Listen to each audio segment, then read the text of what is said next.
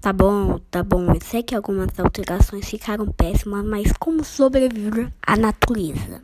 Recomendo muito você não botar fogo nas plantas.